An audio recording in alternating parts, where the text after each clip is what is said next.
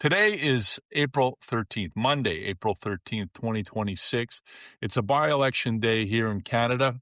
3 important races are underway, 2 in Ontario and Toronto, and 1 in suburban Montreal. On the surface, routine. But politically, this could be a turning point, because this may be the moment Mark Carney's gamble pays off. Through timing, momentum, and a series of floor crossings, the Liberals are now within striking distance of a majority government. And the polling suggests that if an election were called right now, they wouldn't just hold that ground, they'd likely expand it. There's also talk of more MPs being courted, as many as 8, with some seriously considering the move. And that's where the backlash is coming from. You're hearing it everywhere. If you cross the floor, you're out the door. Trigger a by-election. Give the seat back. Let the voters decide. Fair enough. But here's the problem. If you actually follow that idea through, you're not just talking about one MP or one seat or even one election. You're opening the door to something much bigger. And almost no one is talking about what that really means.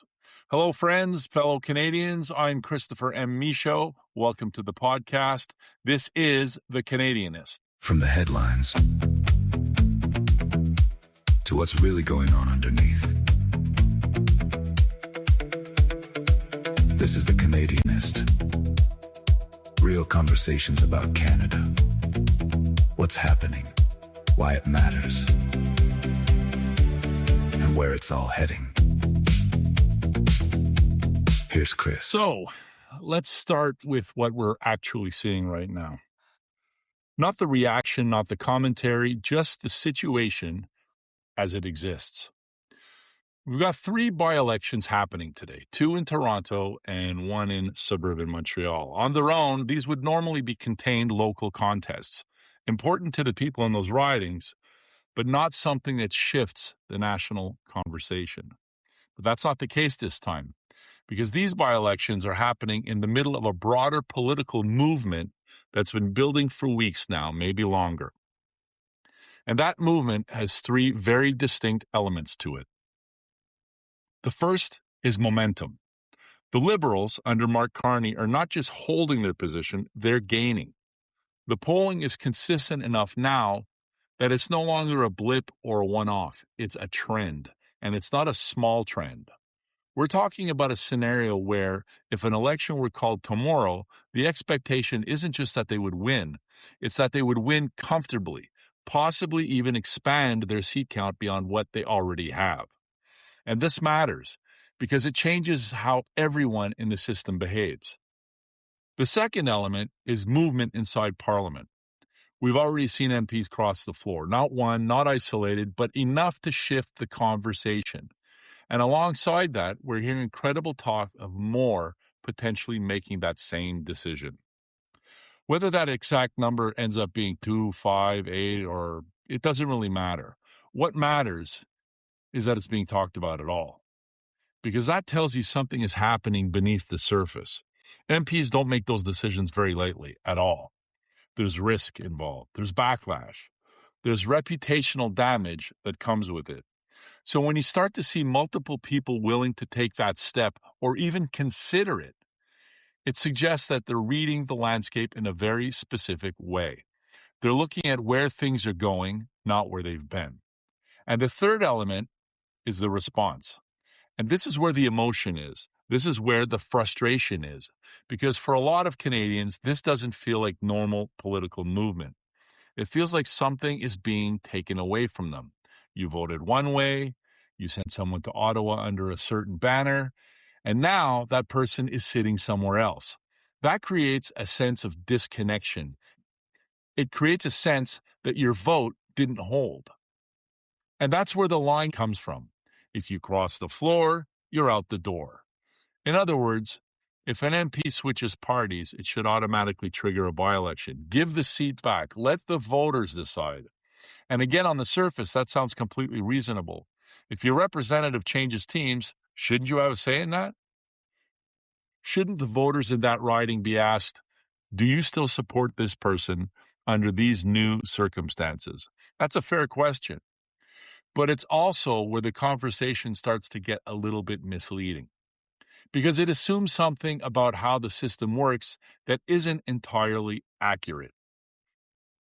In Canada, you don't technically vote for a party, you vote for a person.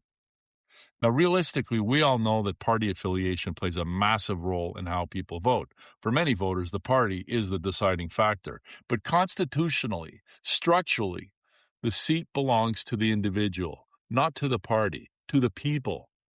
And that distinction matters because the moment you say that an MP must vacate their seat if they leave their party, you are no longer reinforcing voter control.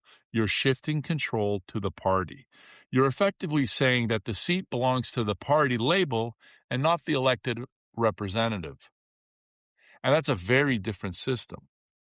Now, here's where things get even more complicated, because while people are focused on the fairness of individual moves, the bigger force shaping all of this isn't individual behavior, it's expectation. If MPs believe that one party is gaining strength, that it's heading towards a majority, that it's going to be in a position to govern with authority, that affects decision making, not just for opportunistic reasons, but for practical ones. Where can I be effective? Where can I actually influence policy? Where can I bring something back to my riding? Those are real considerations. And whether people like it or not, they play a role. Now, layer that on top of the polling, because this is the part that isn't being talked about enough. If the current numbers hold, if the trends we're seeing are accurate, then all of this movement, all of the frustration, all of this debate about legitimacy could be validated by a national vote. That's the uncomfortable part, because it leads directly to a question that cuts through all of it. If an election were called tomorrow and Canadians voted and the result came back stronger for the Liberals, not weaker, what does that mean? Does it validate what we're seeing right now? Does it undermine the outrage? Or does it just move the argument somewhere else? Because right now the dominant framing is simple: let the people decide. But that only works if you're prepared to accept the decision, even if it confirms something you don't agree with. And that's the tension sitting underneath everything right now. You've got a system operating within its rules. You've got politicians making decisions based on where they think the country is heading. And you've got voters reacting to outcomes that don't always align cleanly with how they cast their ballots. All of that is happening at the same time, and it creates a situation where every individual move feels bigger than it actually is. A single MP crossing the floor feels like a breach. A handful of them starts to feel like a shift in power, and the possibility of more starts to feel like something is fundamentally changing. But the truth is, none of this is happening in isolation. It's all connected by the by-elections, by the polling, by the movement inside Parliament, the public reaction. They're all part of the same movement. And if you only look at one piece of it, if you focus only on the floor crossing or only on the fairness question, you miss what's really driving it. Because what we're seeing right now is not just political maneuvering. It's a system under pressure, not breaking, not collapsing, but revealing its limits. And that's where the conversation has to go next, because if the frustration we're seeing is real, and it is, then the question isn't just whether one MP should or shouldn't have crossed the floor. The question is why those decisions feel so consequential in the first place. And that takes us underneath the surface.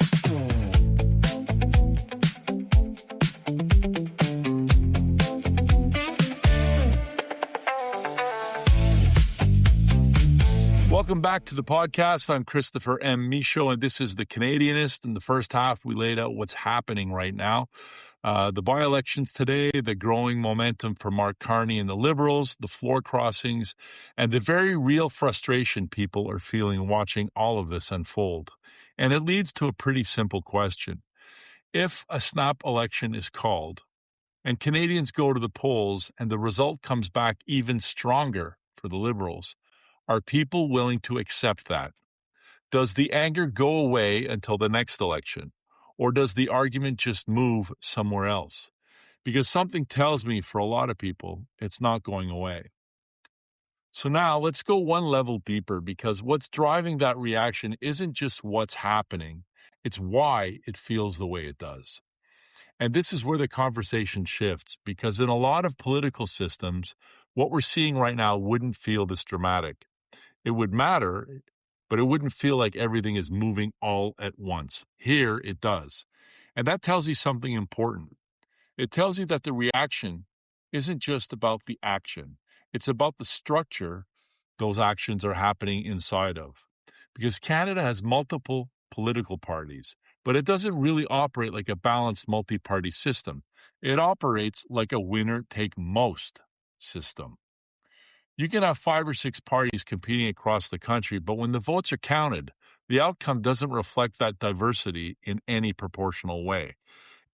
Instead, what we tend to get is one party ending up with a majority of seats, often without a majority of the vote. And that's the key point. You can win control of parliament without actually winning over half of the country. And once that happens, the level of power that comes with it is significant. It's not shared, it's not distributed, it is concentrated.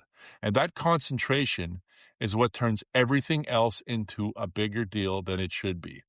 Because when power is concentrated that way, every shift towards it or away from it carries weight. A single seat matters more. A handful of seats matters a lot more. And the perception of momentum becomes almost as important as the numbers themselves. So when an MP crosses the floor in that environment, it doesn't feel like one person making a decision. It feels like power moving. And when multiple MPs are even thinking about it, it starts to feel like the direction of the country is shifting without a vote. And that's where the discomfort comes from. Not just the act itself, but what the act represents inside the system. Now, here's the part that's easy to miss. The people making these moves, the MPs, the leaders, the parties, they're not breaking the system. They're operating exactly within it. They're responding to incentives that the system creates. If one party looks like it's gaining strength, if it looks like it's heading towards a majority, if it looks like it's going to be in a position to govern, that creates a pull. People move towards it. Not always for cynical reasons, sometimes for practical ones. If you believe a government is going to be in power and you believe you can do more for your constituents from inside that government than outside of it, that's a calculation. You may not agree with it, and you may not like the way it looks, but that's not irrational. It's built into how the system works. And that's why trying to fix this at the level of individual behavior doesn't really solve anything. You can say no more floor crossings. You can say force a by-election every time it happens. But all that does is change the mechanics. It doesn't change the imbalance. In fact, in some ways, it makes things way worse. Because if you tie the seat directly to the party, if you say that leaving the party means losing the seat, then you've shifted power even further away from the people, the voters. Now the seat isn't just influenced by the party. It's effectively controlled by it. And the voter has even less flexibility than before. So if banning or restricting movement isn't the answer, then what is? And the answer sits at a different level. It sits at the level of how votes translate into power, because right now there's a disconnect there. A party can receive a certain percentage of the vote and end up with a much larger percentage of the seats. And once those seats are secured, the power attached to them is amplified. And that's why the stakes feel so high. That's why every movement feels like it matters more than it should, because the system magnifies it. So what would it look like if that magnification wasn't there? What would it look like if the number of seats a party held more closely matched the number of votes it actually received? Because in that kind of system, a lot of this tension starts to ease. A single MP crossing the floor doesn't feel like a shift in national direction. A handful of MPs doesn't feel like a tipping point. It becomes part of a broader, more balanced distribution of power. Not as a theory, not as an academic idea, but as a practical response to what people are feeling right now. Because what people are reacting to isn't just politics, it's imbalance. It's the sense that outcomes don't fully reflect input, that the way people vote and the way power is distributed aren't aligned. A mixed member proportional system is one way to address that. It keeps local representation. You still have your MP. You still have someone tied to your riding, but it adds a second layer that balances the overall result. So the total number of seats each party has reflects the total number of votes they received, more accurately and more fairly. And when that happens, something important changes. Power becomes harder to concentrate. Majorities become less absolute. Cooperation becomes necessary, but not optional. And the impact of any single move is greatly reduced. Not eliminated, but reduced to its proper scale. And that is the key, because right now the scale is off. We're reacting to individual actions as if they define the entire system, when in reality, those actions are just exposing it. So when people say this isn't fair, they're not wrong, but they may be pointing at the wrong level of the problem. It's not just about who crossed the floor. It's about why that matters as much as it does. And if we don't address that, if we keep focusing on the surface, then this cycle is going to repeat. Different names, different parties, same reaction, same frustration. Because the underlying structure hasn't changed. So the real question isn't whether one MP should stay or go, it's whether Canadians are comfortable with a system where a plurality can translate into near total control, and where small shifts inside the system feel like major democratic events. Because if the answer is no, then the conversation has to move beyond personalities, beyond parties, and towards structure. That is where the fix is. And until we get there, this is going to keep happening.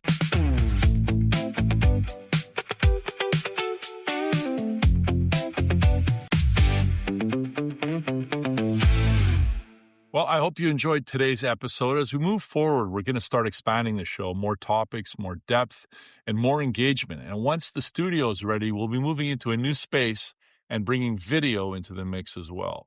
There's a lot coming, and I'm looking forward to building this out with you. Be sure to subscribe to the podcast so you don't miss the next episode. I'm Christopher M. Michaud, and I'm a Canadianist. And if this resonates with you, I invite you to continue the conversation at thecanadianist.news.